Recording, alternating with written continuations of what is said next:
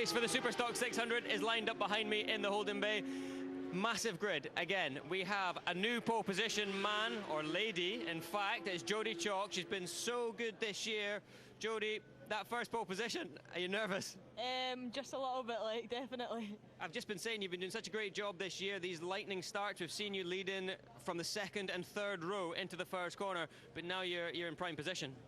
Yeah, hopefully. There's a lot of good people here, so there'll be a lot of good starts. If I could just get away and try and get into my own race, that'd be good.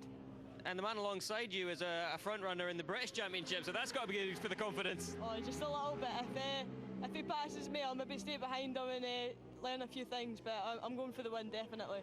Good luck, it's going to be great to watch. So the grid for the Superstock 600 sees Jodie Chalk take her first pole position ahead of Dan Kinloch, Greg Gilfillan and Brian Duncanson in the front row, the leader of the Scottish Championship. Robertson, Gilfillan, Greg and Paolo are the second row with Campbell, Shelcock, Frost and Cook. It's going to be a big one then. There's a full grid of bikes out here, and it's quite impressive to see Jodie Chalk on her first outright pole position, but also important and impressive to see Greg Gilfillan so far up there.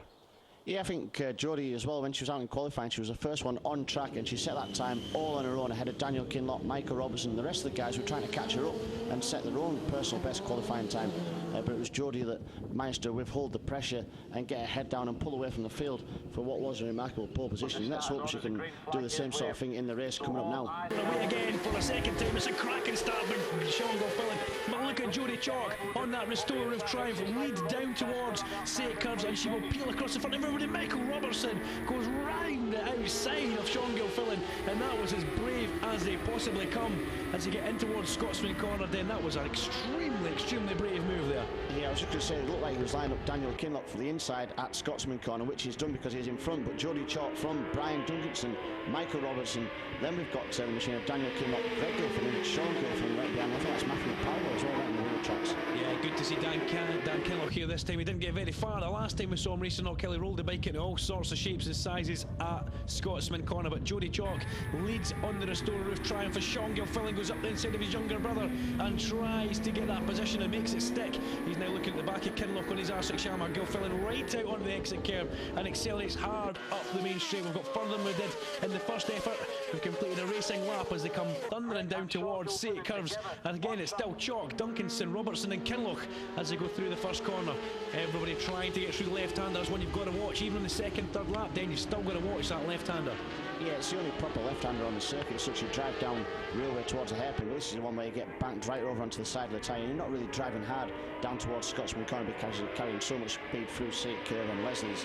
But right in front, Jodie Chalk looking comfortable at the front. I've got to say, she's doing an absolutely fantastic job there. Brian Duncan being followed closely by Michael Robertson, and you think Michael is going to be the man that's going to put the challenge down and try and get to the front as soon as possible, because he won all the races last time out here. He certainly did. He won all the races, but Brian Duncanson still leads the Scottish Championship, which is what is very important in Brian's eyes. He's on the K6 Suzuki. The John Campbell helped prepare Suzuki, and you see him going over there on the black bike in second place behind the restorative triumph. And if anything, these guys are pulling away from Dan Kinloch, who's sitting in fourth position in the number 26 Macadam Appleyard Yamaha. I was going to say Honda there, that was the previous 125s.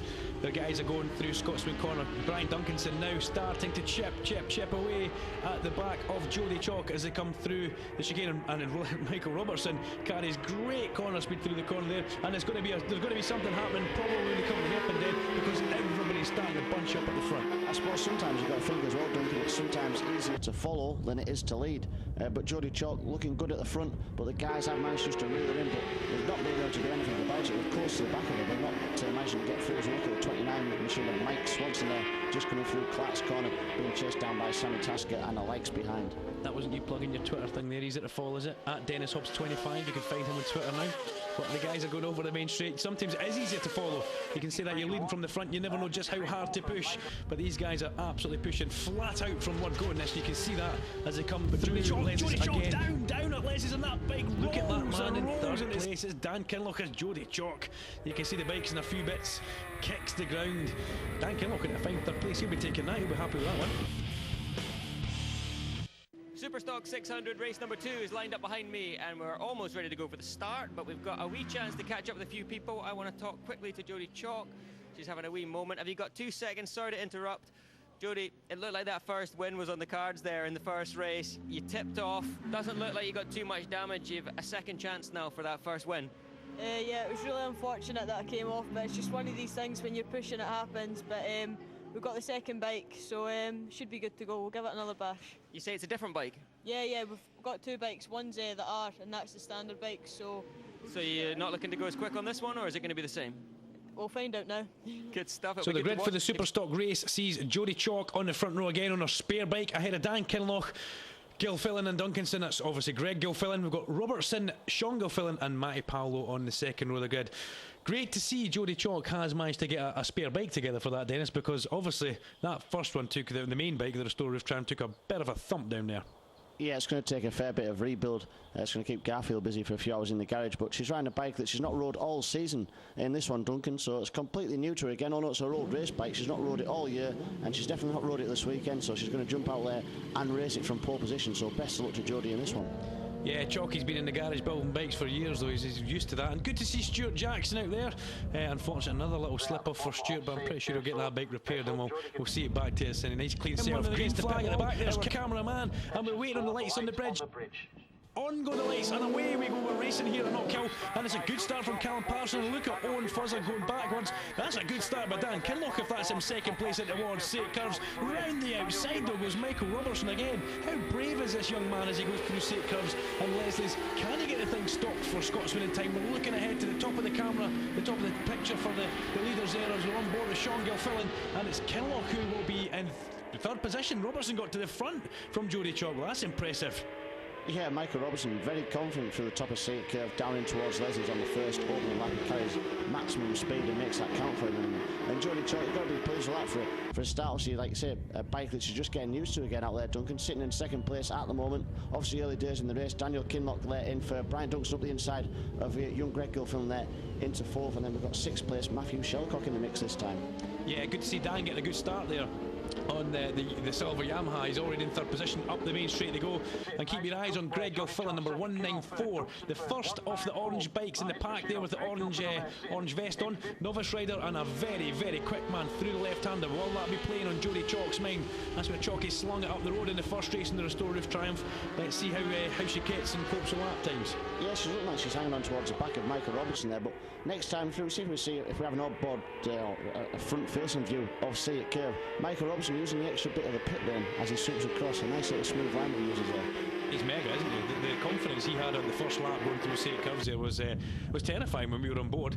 So here they come round towards the hairpin. It is Mick Robertson leading the way from Jodie Chalk. Dan Kinloch, Brian Duncanson has still got Greg Gilfillan behind them. Then a little gap back to Zap now Campbell going up the inside. Oh, Callum Patterson very late in the brakes past Sean Gilfillan there.